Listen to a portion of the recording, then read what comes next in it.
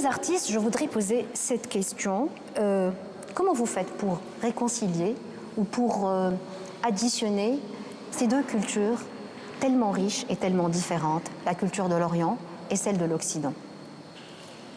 J'y vais. Tina Saroui, pourquoi pas? Alors, moi, c'est une question qu'on me pose souvent. Alors, il y a une histoire qui m'est arrivée. J'étais invité à Berne pour présenter Babazi, le prince qui contemplait son âme. Oui.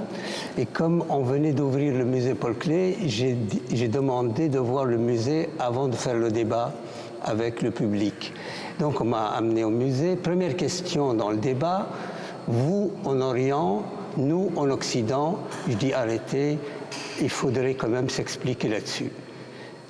Votre grand peintre, Paul Klee, est venu en Tunisie. Pour moi, il me révèle la Tunisie telle que rarement quelqu'un me la révèle plastiquement et au niveau de sa qualité picturale. Donc, je dis, vous savez où commence l'Orient, où finit l'Occident? Il y a plein d'histoires. Donc, c'est une autre. Je me sens plutôt méditerranéen.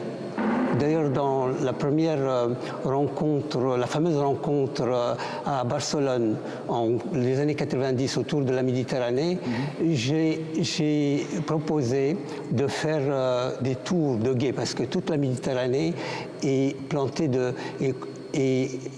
clairsemée de tours de guet, des fêtes de tours de guet qui étaient là pour se surveiller des résidence d'artistes. Ce serait une très bonne idée. Aria Ben Ali, la même question, ce mélange entre l'Orient et l'Occident. Que tu portes, vous portez en vous. Je suis née en Belgique, j'ai parlé français avant l'arabe, Oui. Je suis arrivée en Tunisie plus tard, j'ai grandi en Tunisie, je suis retournée en Belgique. J'ai jamais vu l'autre culture comme étant différente. Je l'ai toujours vue comme une richesse, j'ai aimé l'autre. J'ai toujours vu ça comme comme une vérification de ce que je suis en l'autre. C'est une histoire d'amour directement, et donc je vois pas les différences. J'ai pas aucun mal à passer de l'une à l'autre. C'est une gymnastique qui s'est faite, je crois, à la naissance.